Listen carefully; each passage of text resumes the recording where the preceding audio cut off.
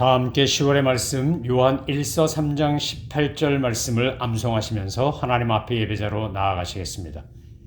자녀들아, 우리가 말과 혀로만 사랑하지 말고 행함과 진실함으로 하자. 아멘.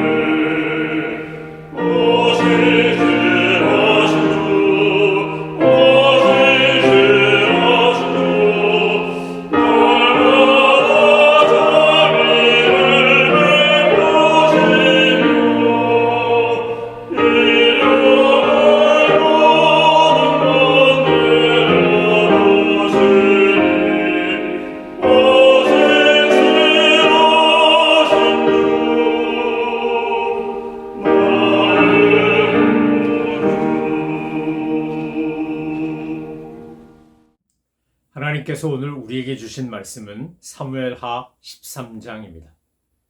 사무엘하 13장부터 20장까지의 내용은 압살롬의 반란이라고 하는 참 비극적 사건을 다루며 이야기가 전개되고 있습니다. 압살롬의 반란에는 많은 것이 담겨져 있는데 권력상쟁의 비극을 비롯하여 권력 때문에 사람을 죽고 죽이는 끔찍한 탐욕과 비극의 역사가 반복되어 나옵니다. 사실 사무엘하 13장부터 시작되는 압살롬의 이야기의 씨앗은 다윗이 뿌린 것입니다. 사무엘하 11장에서 다윗이 밧세바를 범하고 우리아를 죽이는 이 끔찍한 죄악을 저지른 결과 압살롬을 비롯하여 암논, 다말, 수많은 사람들의 비극적 이야기가 반복되어 나오는 것입니다. 성경은 우리에게 분명하게 이 사무엘하 11장 이하의 다윗 왕과의 갈등, 아픔, 투쟁, 분열 이런 것들을 보여주면서 욕심이 잉태하면 죄를 낳고 죄가 장성하면 사망을 낳는다는 성경 말씀이 얼마나 틀림없는 진리인가를 잘 보여줍니다. 뿐만 아니라 부모가, 조상이 하나님 앞에서 경건치 못하게 살았을 때, 죄를 범했을 때, 비록 하나님 앞에 회개하면 죄는 용서받지만 죄의 영향, 죄의 결과가 얼마나 나쁘게 악영향을 끼치며 후손들의 삶을 엉망진창으로 만들 수 있는지, 선배와 조상과 스승이 본을 보이지 않으면 후배와 자손과 후학들이 어떤 어려움을 겪는지를 사무엘하 13장 이야기부터 시작하여 우리에게 잘 보여주고 있습니다. 사무엘하 13장을 읽다 보면 어디서 본 듯한 모습이 반복되어 나옵니다. 결국 그것은 다윗이 밧세바를 범하고 우리아를 죽이는 이런 끔찍한 죄악의 현대판 또는 복사판이라고 할 수 있습니다. 주연 배우가 다르고 상황이 다르고 또 조연이 다를 뿐입니다. 그러나 본질은 똑같습니다. 오늘 사무엘하 11장이나 사무엘하 13장에 나온 내용이나 그 뿌리에는 죄가 있는 겁니다. 하나님 앞에서 말씀대로 경건하게 순종하지도 않고 따르지도 않은 인간의 탐욕, 안목의 정욕, 이생의 자랑, 육신의 정욕과 같은 것들이 육신의 일을 도모하는 것들이 어떤 비극적 결과를 나타내는지 오늘 사무엘하 13장 이하는 우리에게 생생하게 그 이야기를 들려줍니다. 사무엘하 13장에 등장하는 인물은 크게 4명입니다. 암논, 압살롬, 다말, 그리고 시몬, 소위 시므아, 삼마의 아들인 요나답, 이렇게 4명이 등장합니다. 이 사람들이 어떻게 보면 주연이자 조연이라고 할 수 있습니다. 그런데 그들이 벌이고 있는 이야기는 다윗이 밧세바를 범할 때 이야기와 주제가 같다는 겁니다. 상황은 다르지만 어쩜 그렇게 똑같은지, 반복되는지 성경을 읽는 내내 정말 소름이 끼칠 정도로 하나님의 준열한 심판과 경고가 그대로 이루어지는 것을 볼 수 있습니다.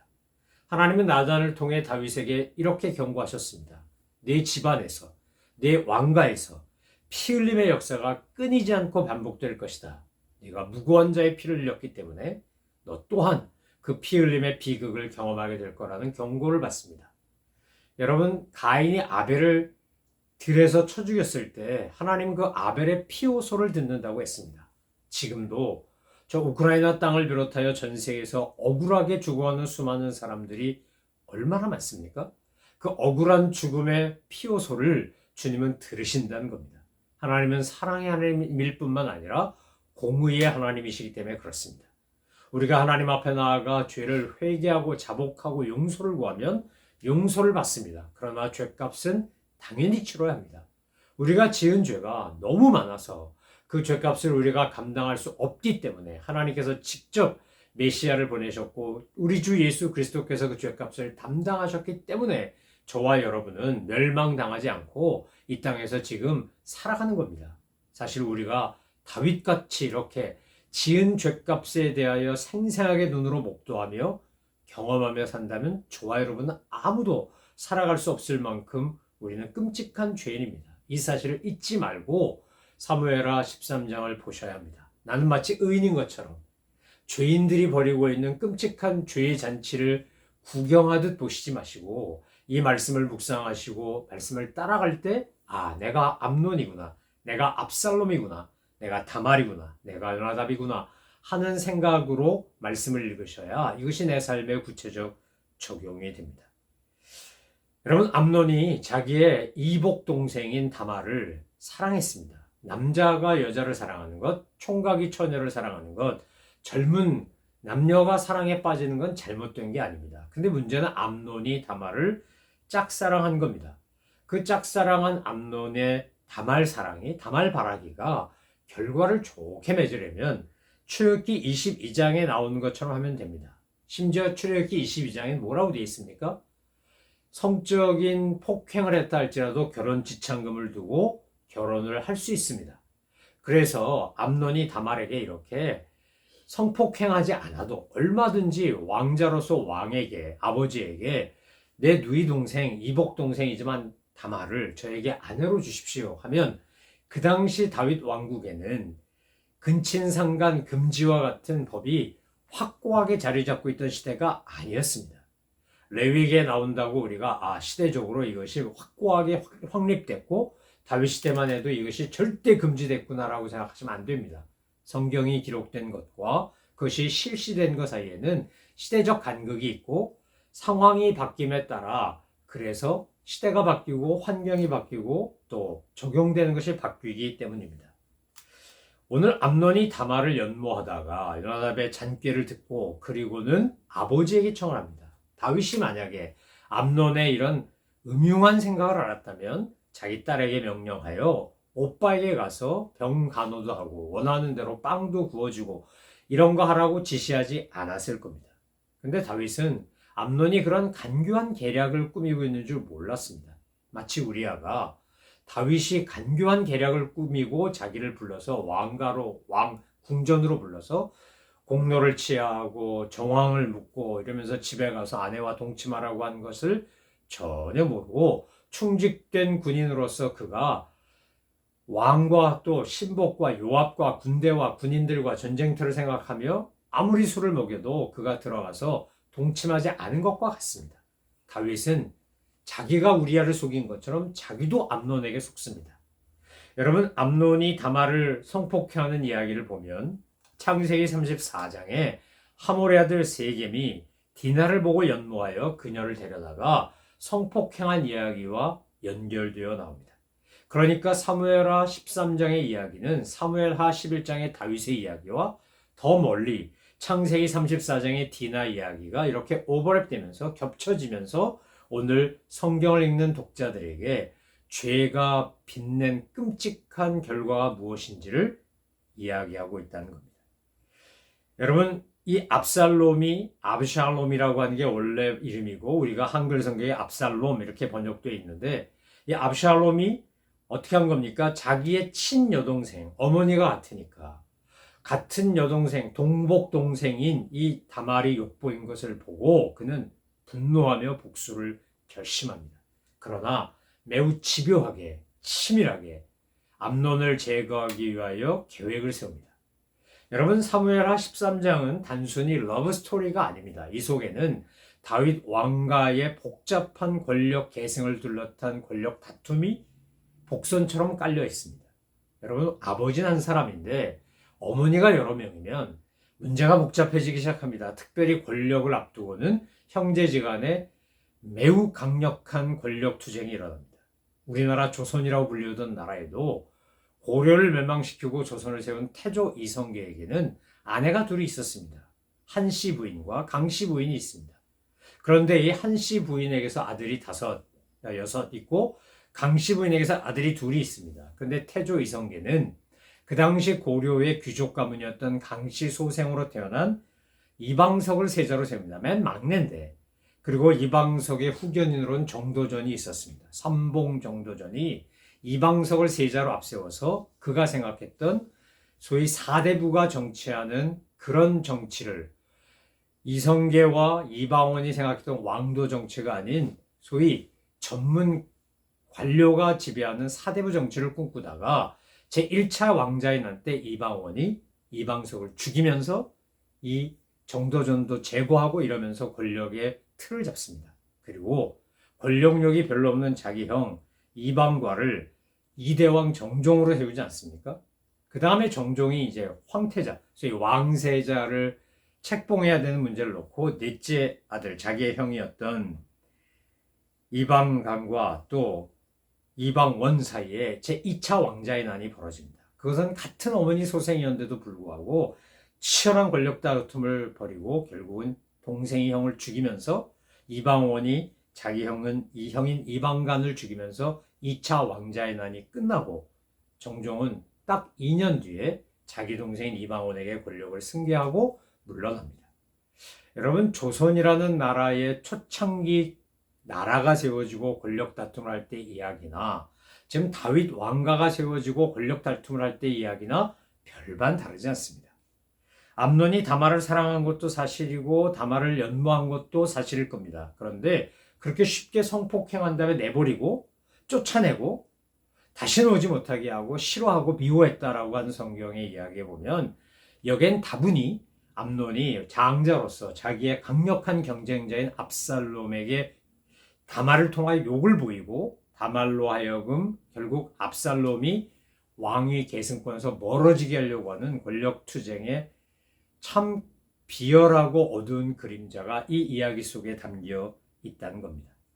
여러분, 우리는 다윗 왕이 죽고 난 다음에 솔로몬이 권력을 승계하고 왕이 되지만 그때 또 아도니아가 장자로서 암논 죽고 압살롬 죽고 그 다음 자기가 제일 장자였으니까 아도니아가 권력을 잡기 위해 반란을 일으키고 왕이 된 이야기를 우리는 열왕기상 1장에서 보게 됩니다.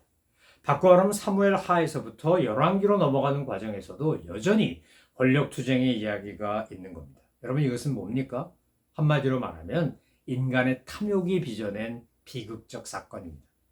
다윗이 자기의 육신의 정욕 때문에 바세바를 범하고 우리아를 죽였더니 그 결과가 무엇입니까?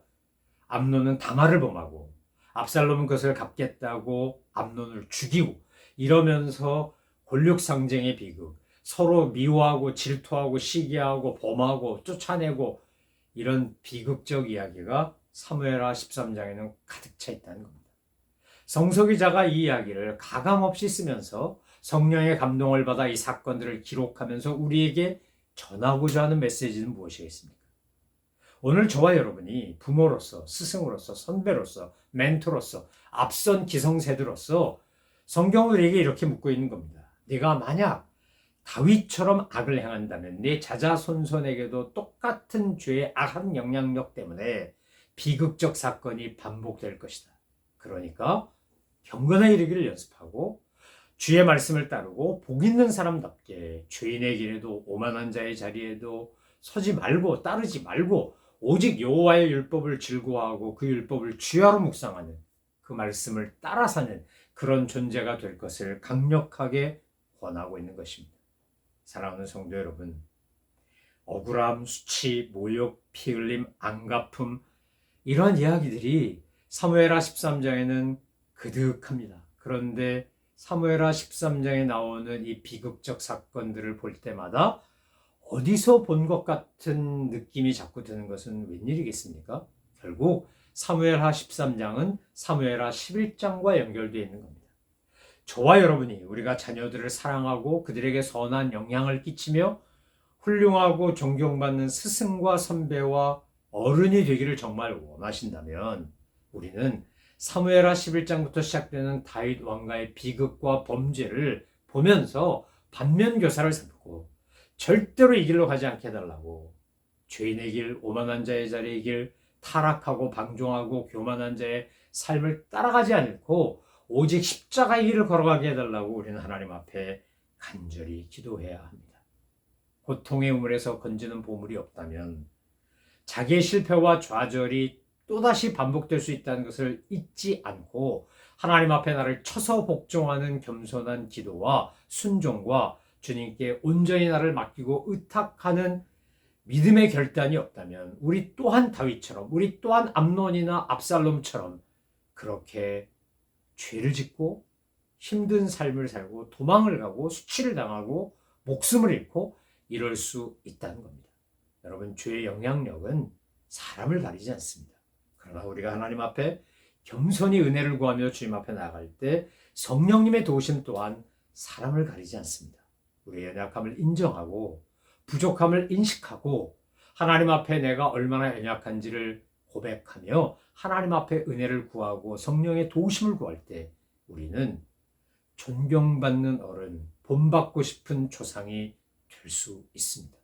타락하고 방종하여 후손들에게 악의 영향을 끼치는 조상이 아니라 하나님 앞에 경건에 이르기를 연습하고 진리를 따라 살고 성경이 말하는 복된 삶의 삶을 추구하다가 주님 앞에서는 칭찬을 받고 사람들에게는 존경을 받는 복되고 귀한 믿음의 용사들, 어른들 다 되시기를 주님의 이름으로 축원합니다. 기도하겠습니다. 하나님 아버지, 다윗이 자기의 본분을 망각하고 욕정을 이기지 못하고 악을 행했을 때, 죄를 범했을 때 그 악한 영향력이 얼마나 비극적으로 그러나 잔인하고 참 억울하고 힘들게 후손들에게 끼쳤는지를 보여줍니다. 성경을 통해 우리가 그 사건을 읽으며 돌아보게 하여 주옵시고 겸손하게 하나님 앞에 기도하게 하여 주옵소서. 주여, 이 죄인을 불쌍히 여기시고 오늘도 주님의 은혜를 내려 주옵소서. 기도하며 간구하며 성령의 도우심을 받아 경건의 일을 연습하는 저희 모든 믿음의 식구들 되게 하여 주옵소서. 감사드리며 예수 그리스도의 이름으로 기도 올려옵나이다. 아멘. 하늘에 계신 우리 아버지, 아버지의 이름을 거룩하게 하시며 아버지의 나라가 오게 하시며 아버지의 뜻이 하늘에서와 같이 땅에서도 이루어지게 하소서. 오늘 우리에게 일용할 양식을 주시고 우리가 우리에게 잘못한 사람을 용서해 준 것 같이 우리 죄를 용서하여 주시고 우리를 시험에 빠지지 않게 하시고 악에서 구하소서. 나라와 권능과 영광이 영원히 아버지의 것입니다. 아멘.